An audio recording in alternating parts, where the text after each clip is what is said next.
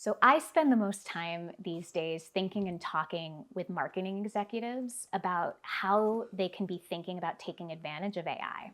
Because almost everyone I talk to has, their CEO or CMO or board of directors coming to them and saying, we need an AI strategy. Or in the agency world, we're serving customers, and they're asking us, well, what's your AI strategy? And I think it's really difficult with the world changing so quickly to be able to really speak to the opportunity that we all know AI is going to bring to the world of marketing, and really effectively reaching the right people in the right place at the right time, all of the benefits of personalization that that's going to bring, but also recognizing that we're in the early days and things are changing quickly.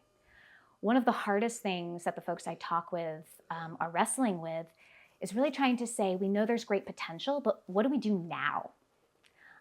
And so the conversations that I end up spending a lot of time with some of the most forward-thinking marketing leaders on are really thinking about, how do I take advantage of the different flavors of AI and understand what they mean for different parts of my marketing strategy?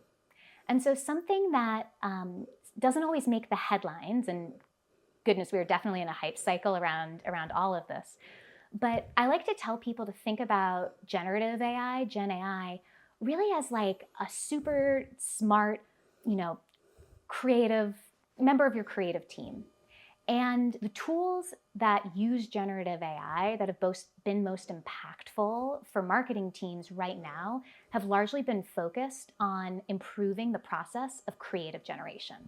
And we all know creative is such a powerful leverage point when it comes to creating value for a business through storytelling. And a lot of the tools that we're seeing are really applicable to things like ideation, to things like editing, to things like being able to test at scale, and to really be able to make some steps towards the long-term state that I think we're all very excited about, which is true personalization of the storytelling that you're doing in market. We're not there yet, but the smartest marketers that I talk with are really thinking about how they set their teams up today to be able to be in experimentation mode. And that's hard because we're all being asked to do more with less. And there's some very real pressures that come with that. The way that I see the really sort of forward-looking folks thinking about it is saying, right now, we haven't seen any generative AI tools really take off in the space yet. They're all still in experimentation mode. Many of them, there's multiple tools, that kind of serve the same purpose. And it's not really the moment yet to commit to large-scale investments in this type of tooling when we know that this space is moving so quickly. So when I talk about generative AI, I say, think about this as a suite of creative experimentation tools, and invest in it that way. There's another flavor of AI in marketing that I think has been under-discussed recently, but that's the power of machine learning. Moloco specializes in machine learning for delivering outcomes across mobile advertising, retail media, streaming media. So it's something that we certainly spend a lot of time talking about. And when I talk with marketing leaders today, what I often encourage them to kind of think about is machine learning actually is at scale today in the most successful programmatic channels, like all of the walled gardens and businesses like Moloco that have a really powerful engine underneath the tech stack to be able to make sure that you're reaching the right person at the right time with the right message. And so when you think about generative AI and machine learning, I like to say generative AI, that's your creative assistant. Machine learning, that's your data analyst. This is the person who's helping you get the most out of what you understand about your market, about your customer, and about the outcomes you're trying to drive.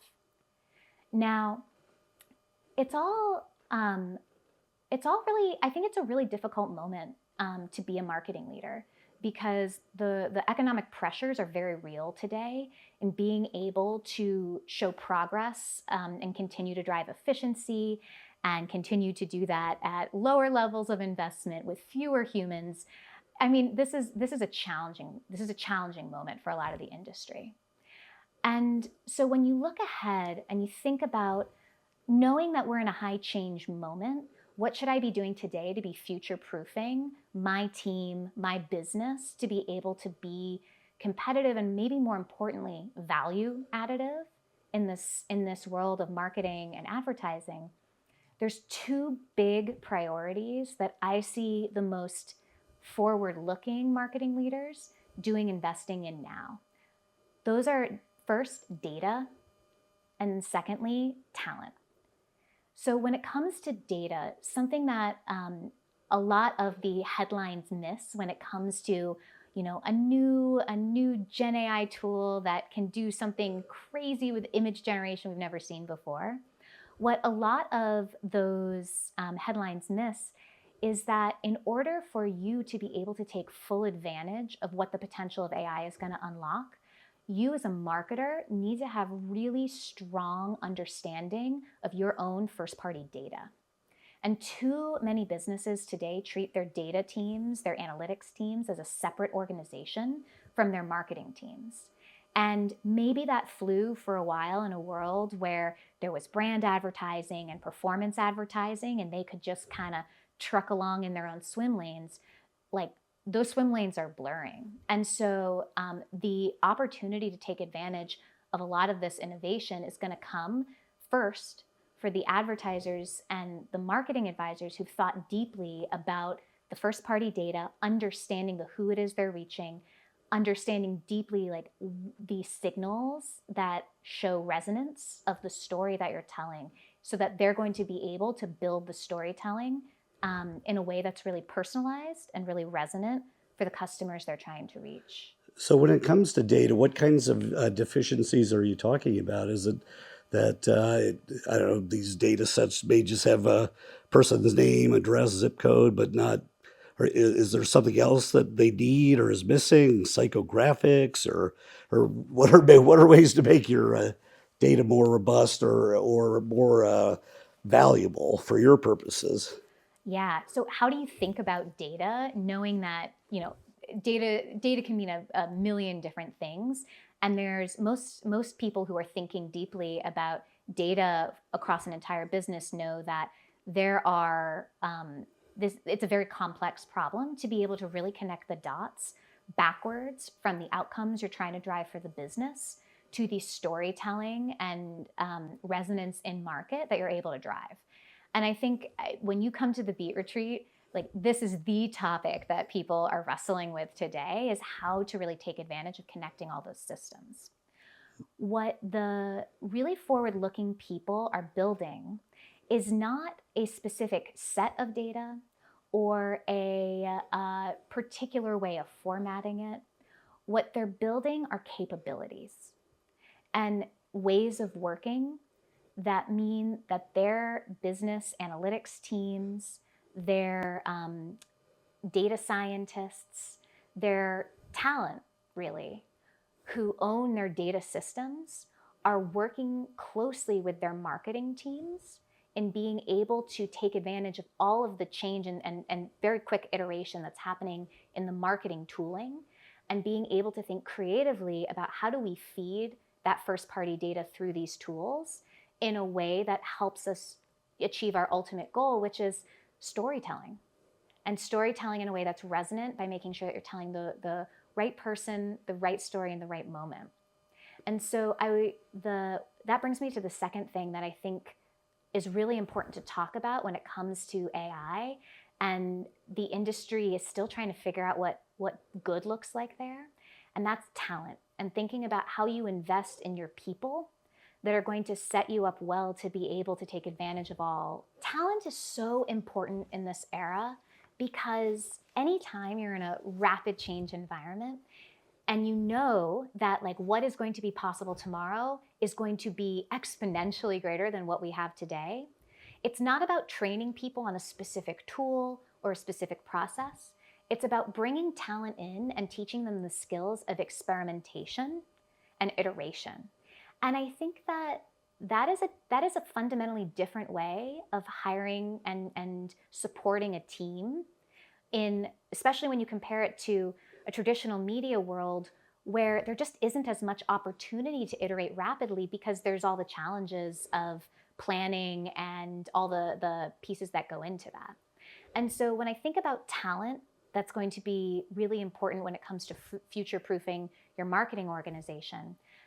There's a couple of signals that I think people are able to see today in the top talent who's going to be really successful in this future world of AI-driven marketing. That is talent who is data literate.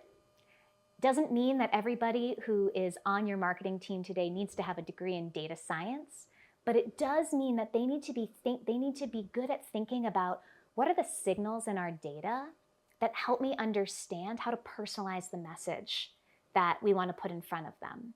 What are the outcomes that really matter to the client that I'm serving? And how do I look for the signals in our data that say, oh yeah, we just helped them get a step closer to that dream outcome, whether that's ordering a pizza or buying a lipstick or making your first big car purchase. And so the investment today is really in bringing in the people to your team who know how to work in an experimentation mindset and are really good at connecting dots through data. When you are able to marry the creative and the analytical in your team, you're going to be really well positioned to ride the wave.